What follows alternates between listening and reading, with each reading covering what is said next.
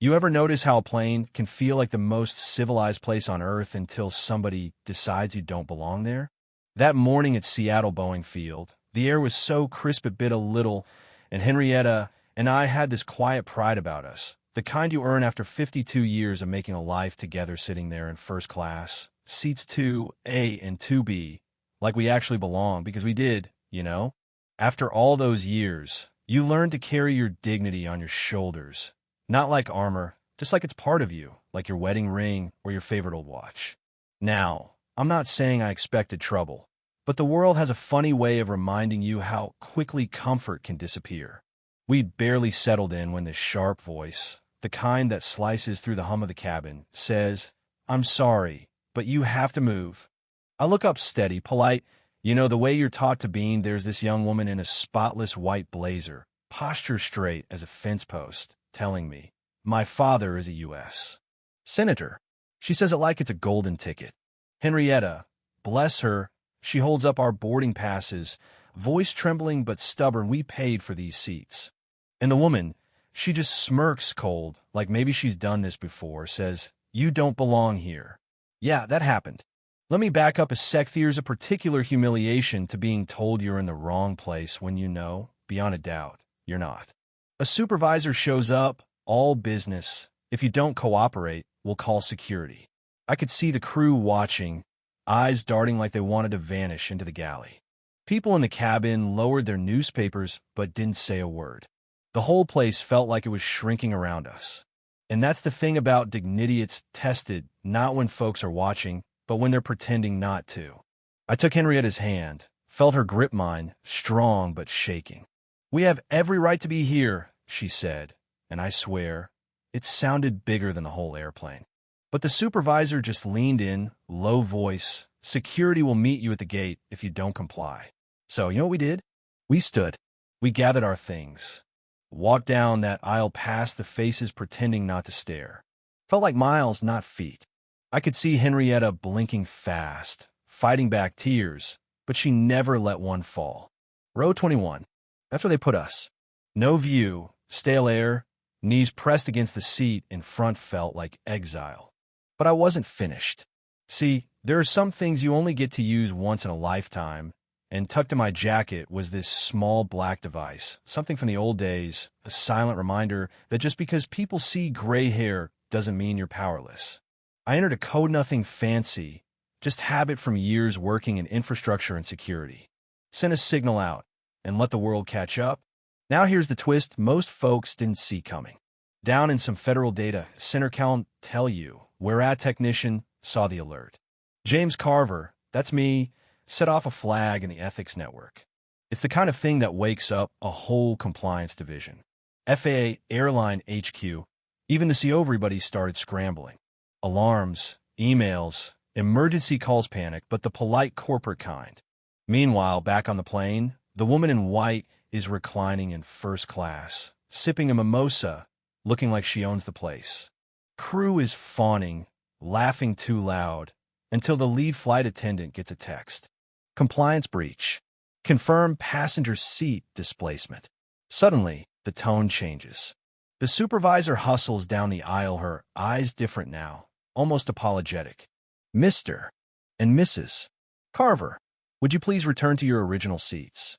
Henrietta and I just looked at each other, stunned. "You want us back up there?" "Yes, please, there's been a system issue." I stood up slow, straightened my jacket, felt my dignity come back like an old friend. "Don't expect an apology," I said, but I took her arm and we walked back. The looks we got, half relief, half shame, like people realized for a second they could have done something, but didn't. The woman in white was livid. "What is this? Why are they back?" But nobody listened to her now. The attendant asked for her boarding pass, scanned it, and in the most even voice I ever heard said, "Seat 6C. Please return to your assigned seat." She lost, idealing, threatening, demanding to see the supervisor. But now there's two uniformed officers at the front. "This is a federal compliance matter, ma'am." She packed up her designer bag, stomped past us, hissed, "Enjoy it while it lasts." I just looked straight ahead. Henrietta sat tall, her silence cutting deeper than any words.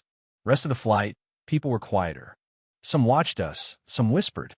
Crew came by with apologies, offering extra care coffee, blankets, quiet thanks. I nodded but didn't say much. Didn't need to. When we landed in Phoenix, police and FAA officers boarded right away. The supervisors and flight attendants were escorted off, faces pale as paper.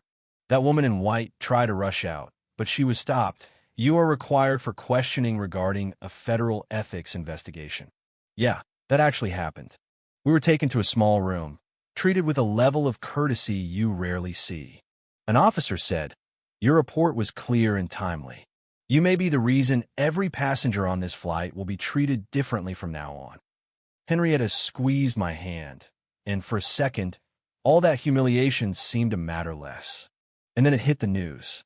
Retired black engineer triggers national reckoning for airline ethics. Video went viralist getting kicked out, then brought back.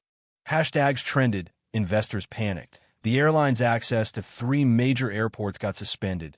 The CEO was out within 48 hours. Turns out, my name still opened doors or closed them, depending on your perspective. All across the country, new rules rolled out: mandatory ethics training, complaint dashboards, public transparency. Folks started sharing their own stories, some quiet for years. For a while, the world felt like it might be changing. Henrietta got hundreds of letters. Veterans, elderly couples, parents of kids with disabilities, all saying thank you. Because of you, my son was finally treated with respect on a flight. I read every one of them. Made me realize that sometimes you don't have to shout to be heard. One morning, as the sun painted the Arizona sky gold, Henrietta read a letter from a young mother, her voice shaking just a little. "Because of you, I spoke up for the first time. That's when I knew we'd done something right, even if it started with a moment that felt so wrong."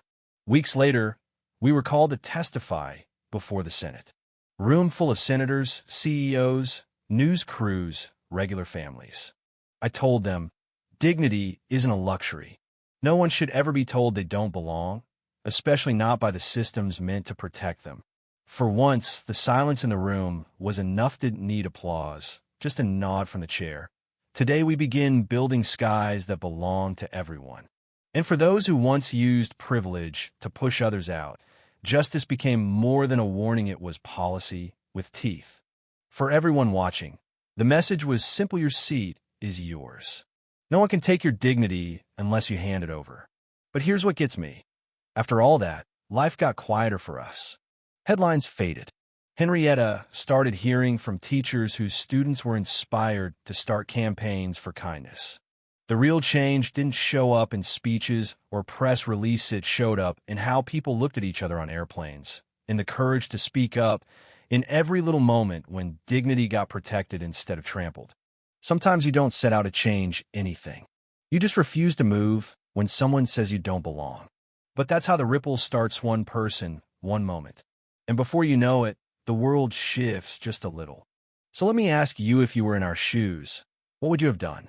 Would you have stood your ground, or just moved and stayed silent?